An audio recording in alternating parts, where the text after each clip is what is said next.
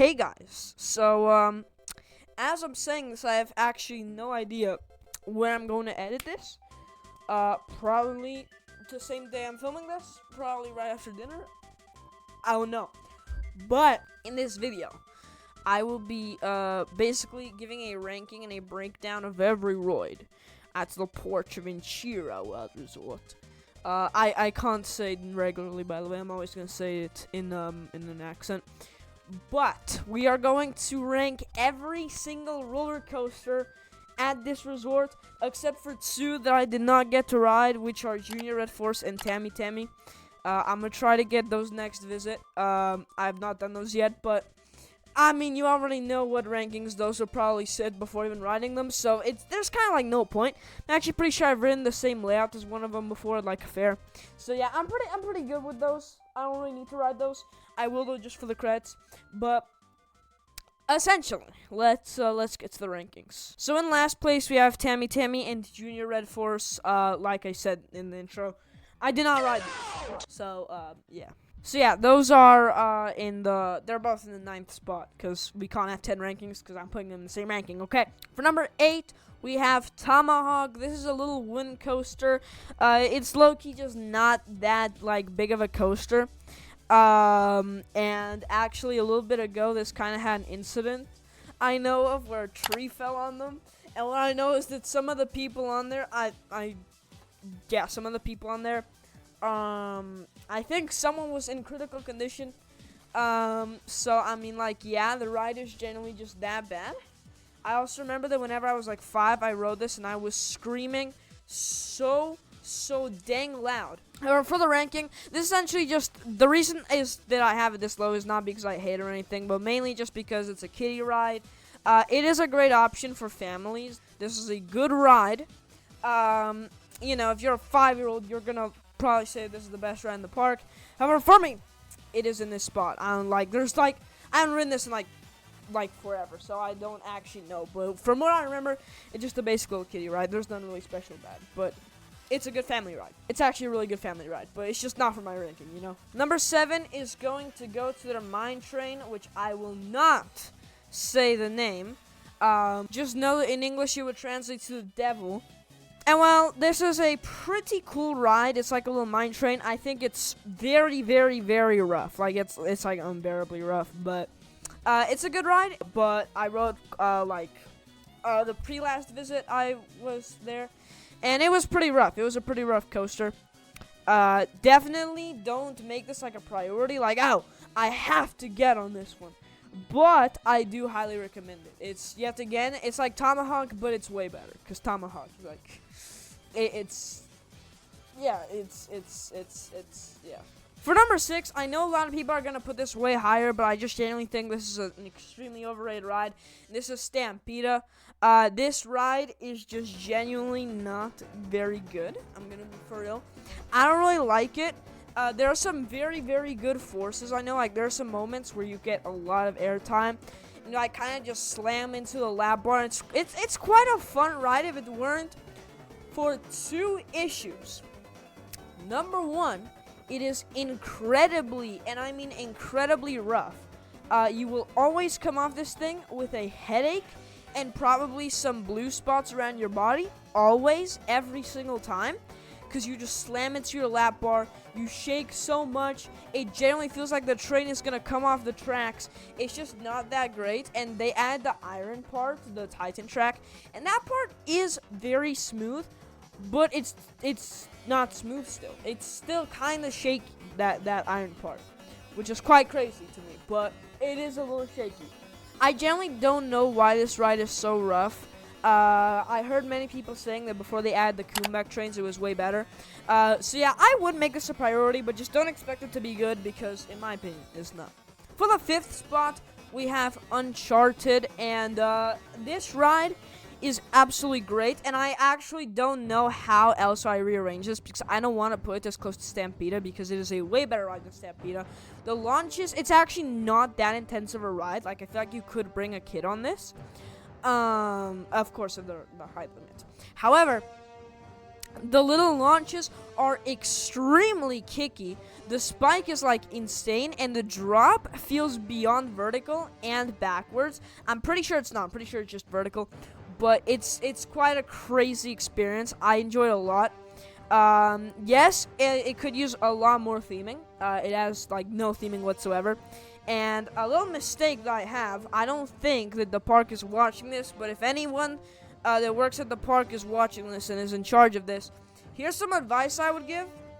Of course, if you build another ride like this, don't spend so much money theming the queue, because yes, the queue is greatly themed, but the ride experience, I'm guessing they spent all their money. The ride experience, you just go into one screen, one switch track, and the ending, and that's the only part that's themed. The rest is just black.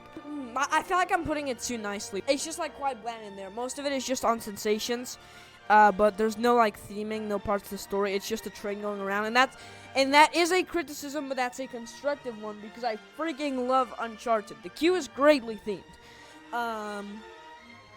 But yeah, I mean, you kind of go around, you hit those launches, it's super good, and the restraints are very comfortable as well. I don't know why, but like, they're like very similar to Stampedas, but Stampedas, you slam into them so hard and they hurt, yet on this one it's perfectly fine. So Uncharted is a great ride, and I 100% recommend it. You should probably make Uncharted a priority. However, if you can't ride it throughout your visit, that is okay, and it's understandable, not because it's a bad ride, but because the queue times are insane for this, mainly because it's a new ride. It's the newest ride at the park. But second of all, it's also that I believe only 8 people can go on each train. So just imagine on Shambala, every time they sit on a train, they're getting 32 people off the train. And on Uncharted, every time they sit on a train, you're only sending 8 people out of the queue. So ultimately, that is a very slow moving queue. And if you're claustrophobic, definitely don't ride it if it's a long queue, because, yeah, it's indoor and it's like dark and all that. And it's like very tight, like cramped. But the ride is great. I like it a lot. And now for the fourth one, we are going to have Dragon Can or Dragon Can. I don't know what to call it, but it's their B&M Looper, their B&M sit-down coaster, and man, this is a great coaster. Well, actually, it depends. So right now, this ride actually is under a huge maintenance thing. The park is open, but this one isn't, because they removed the first vertical loop and the Cobra Roll, and they're replacing it, so it should make for a much smoother experience. The park must be an unbearable place to be right now, because of course Ferrari Land is closed, so Red Force is just not operating until the 26th of March. And then this one is not operational as well, and this one's like one of the like bigger rides at the park. Right? It's this one and Red Forest. Those are the two big ones of the park, and they're both closed. So, well, no, there's other rides that are big in the park. But you get it. It's like, it's a bad thing to have both of these rides closed. But either way, this coaster is quite great, from the most recent time I opened it. Or rode it. I can tell you it'll probably be a different experience whenever you ride it, because it's going to be quite different whenever y'all ride, because there's this huge thing going on. Anyway, I really love this coaster. I actually have seen a few TikTok edits about this coaster that say like, oh, airtime 0 out of 10, and that is not true. There is actually one very decent airtime pop, and that's whenever you go into the block zone. Like, you fly out of your seat. It's quite great. Ultimately, this is a very enjoyable experience. On the first time I rode it throughout my 2026 trip, which I have a vlog of that you guys can go watch. It's over on the channel. However, that first ride was in front row, and that one was great. However, the second time I rode it in the day, it was the pre-last ride I did of the day, was awful. It shook so bad. The rattle was insane. I don't get why, but yeah. I don't know if it has anything to do with time of day, or maybe it was a specific train, or maybe it was the specific row. I don't know, but I think it was because of the time of day, because it operated way less. So whenever you get on this, I'm sure it won't be rough anymore whenever you guys watch this. So actually, don't take this advice, but if it was still the same way as it was before they did this change, I definitely try to ride throughout the morning. But yeah. Great coaster, though, but I don't want to talk about it too much, because I don't want this to be an editing nightmare. However, all you guys need to know is that this is a great coaster, and the 0G roll is fantastic. You get whipped through that thing. Now, for these last three, you could put these in any order, and I'd probably agree, except if Red Force were in last place.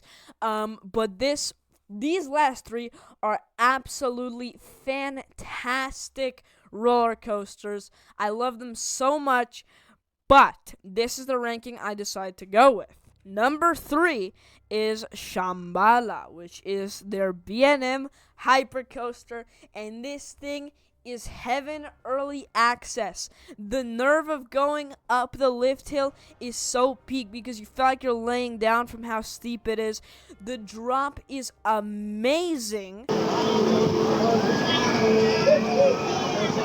Like, absolutely amazing. The airtime is insane. You get an insane amount of airtime for every single hill. The color scheme is great.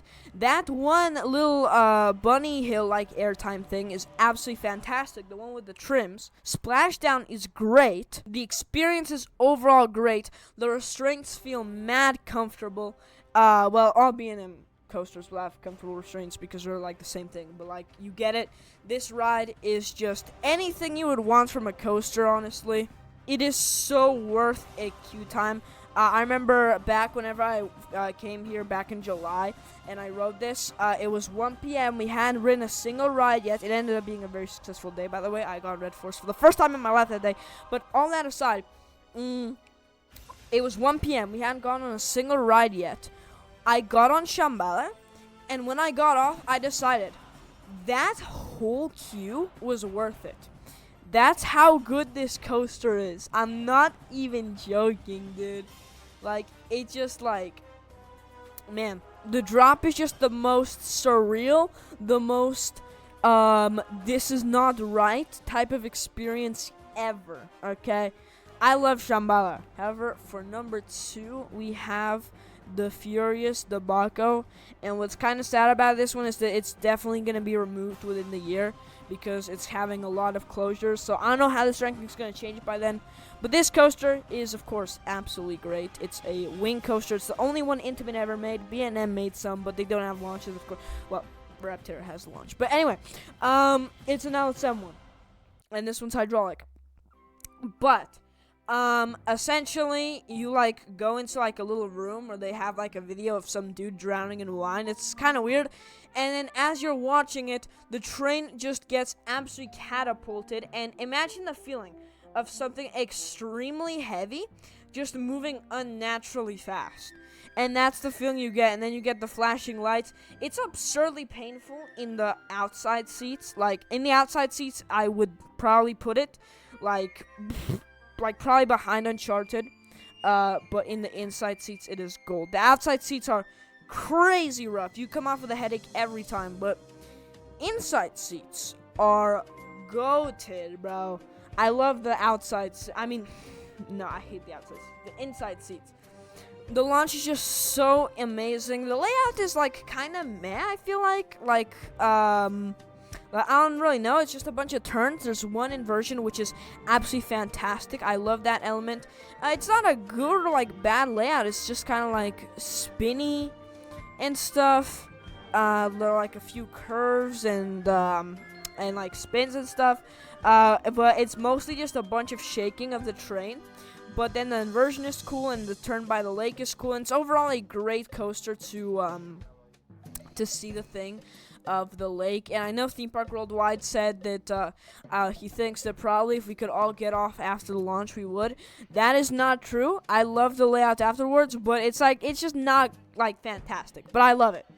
And then for number 1, we have the greatest ride ever, the coaster that actually turned me into an enthusiast. This coaster is Red Force, bro. I love it so much, bro. So this is probably gonna be the longest portion of the video because you have no idea what an experience this is. I'm gonna tell you exactly what my first experience was. So I enter Ferrari Land and I just see that structure and I'm thinking, I don't want to ride that. And then we just start getting in line and we get trapped in the line and you're just moving in the line. And we talked to some Irish people over there. The Irish people were goated. I was there with my sister. My sisters and my parents were over there watching by the thing where you watch the trains launch from. And I was freaking scared because when you're in the middle of those, when you're in the queue, you're just sandwiched between the two launch tracks, and then you just see the tower ahead, and it's just the most diabolical experience ever. It feels like it just feels completely illegal, and then it's like that tower sounds like it looks absolutely horrifying. Like you don't want to be anywhere near it, and then you just see a train launch at full speed straight towards it. And it's like, bruh. So yeah, the whole queue, I was thinking there's absolutely no way I ride this. And whenever I get into the station, I'm just going to tell the employee that I'm not riding it and to leave me in the station. Which, in retrospect, would have been terrible because that was like the greatest experience of my whole life. Well, it wasn't the greatest. The greatest was like producing it. Anyways, okay. That was like one of the best experiences of my life. I don't know what happened to me, but when I entered the station and I saw my train and I just knew that train was going up, that freaking Eiffel Tower of a structure, I was absolutely horrified. I don't know what happened to me. My body just grew a mind of its own. I walked over to the train and I pulled down my restraint. Okay, that's what happened. And the moment it locked, I started panicking. So I'm like, there's absolutely no way out now. And then the train started moving after my sisters were on the train and stuff. And I was just panicked. I was waiting for the launch. And the launch was so much more powerful than I could have ever expected. Which was kind of dumb of me because, of course, it's a launch. Like, how else would it feel? But it was absolutely diabolical, right? I then started going up the tower, and you just see that, like, absolutely humongous structure right ahead. And so it kind of feels like you're blazing up. And man, then you reach the top. But I remember one shot of seeing the catwalk, and it was just the most unbelievable experience ever. You reach the top, right? And then the drop the drop is really overrated. I don't really like the drop. It feels like just nothing. But man, as soon as you finish, it's like the greatest experience ever. Like, absolutely ever. Okay? I freaking love it so much. On some more recent rides on Red Force, I would do things like, I actually rode it completely without even, without putting my hands down once. I rode it the whole time, just like that. So yeah, that was quite the sum, but man, it's just great. Absolutely fantastic ride. Whenever I get to the top, I always try to give myself the scariest sense ever. Like, as soon as I get to the top, I just look down, man. I want to feel as scared as humanly possible. But man, it's just the greatest thing ever. If you're going to this park, you have to do Red Force. It's not a proper visit without doing this ride. This ride is like the best one in the park, hands down for me. Yeah, no, it's just like when you get off the train and you look back at that absolutely humongous structure that you once thought, yeah, you have to genuinely be not good with your head to ride that, and you think I was up there just 5 minutes ago. It's like, wow. But yeah, Red Force is an absolute great ride. I don't really see it as spectacular anymore because I've ridden it about 5 times now. That was my first ever time I rode it experience, and I've become a little more numb to it, but it's still a great ride regardless. But yeah, that was my rankings of everything at the PORTAVENTURA World Resort. I will never say it any other way, the name of the park. But yeah, ultimately this is just a great park. One mention to the drop tower, Hurricane Condor. And I actually have not done this one because I was too scared, even though it's actually shorter than Red Force. But Red Force does it in 22 seconds, and that one does in 2 minutes, I feel like. So it just looks kind of scary. But I'm gonna try to get on it next time, but I don't know about there. But yeah, ultimately this park is great. If you're ever in Spain, I recommend it, and I recommend Red Force. I recommend Shambala. I recommend all of them. Okay. But anyway, I am going to go now to edit this video. So, thank you guys so much for watching. And, I don't know what line to give. I don't know, keep coasting or something. I don't know, that was actually corny.